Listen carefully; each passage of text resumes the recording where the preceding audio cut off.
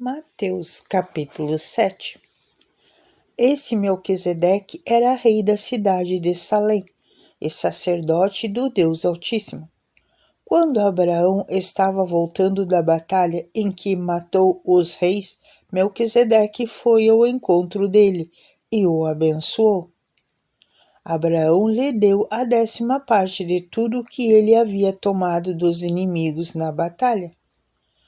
O nome de Melquisedeque quer dizer, primeiramente, Rei da Justiça. E porque ele é rei de Salém, o seu nome também quer dizer Rei da Paz.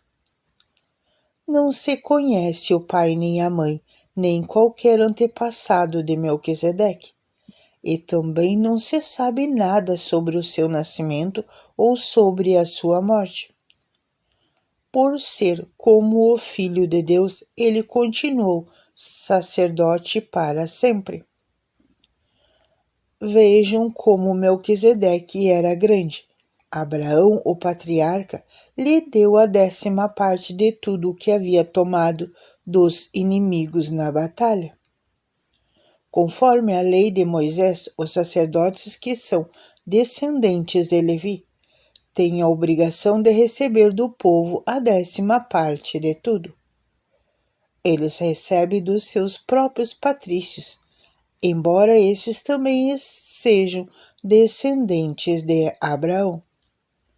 Melquisedeque não era descendente de Levi, mas recebeu a 10ª parte daquilo que Abraão havia tomado na batalha e o abençoou.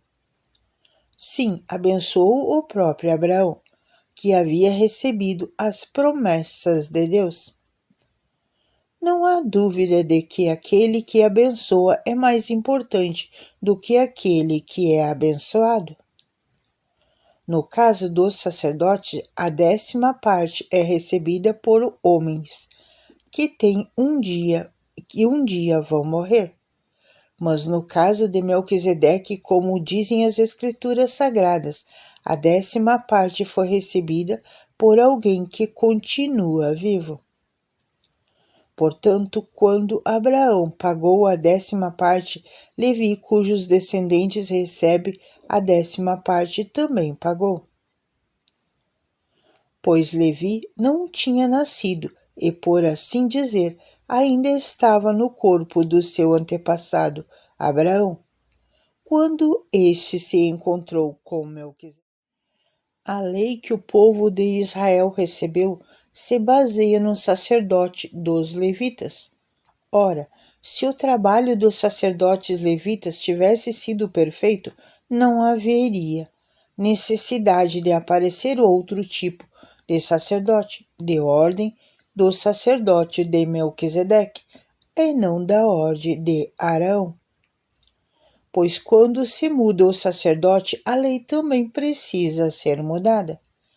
E o nosso Senhor Jesus, a respeito de quem são ditas essas coisas, pertencia a outra tribo, e nenhum membro dessa tribo jamais serviu como sacerdote.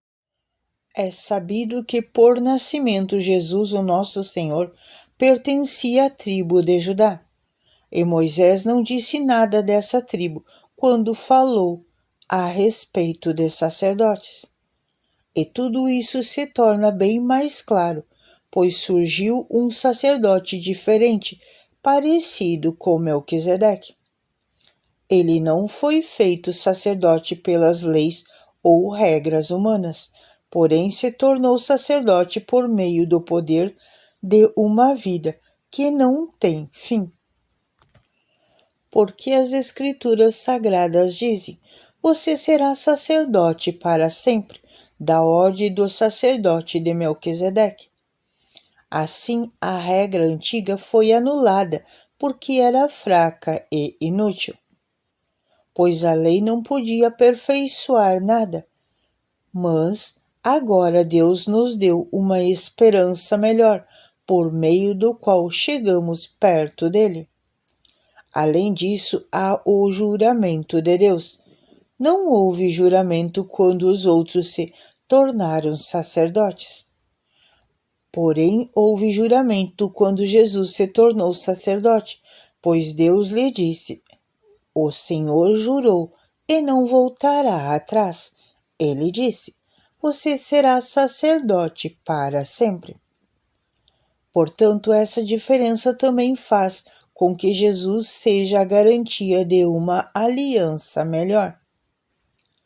Há ainda outra diferença. Os outros sacerdotes foram muitos, porque morriam e não podiam continuar o seu trabalho. Mas Jesus vive para sempre e o seu sacerdote não passa para. É por isso que ele pode hoje e sempre salvar as pessoas que vão a Deus por meio dele, porque Jesus vive para sempre, a fim de pedir a Deus em favor delas. Por isso Jesus é o grande sacerdote de que necessitamos. Ele é perfeito e não tem nenhum pecado ou falha. Ele foi separado dos pecadores e elevado acima dos céus.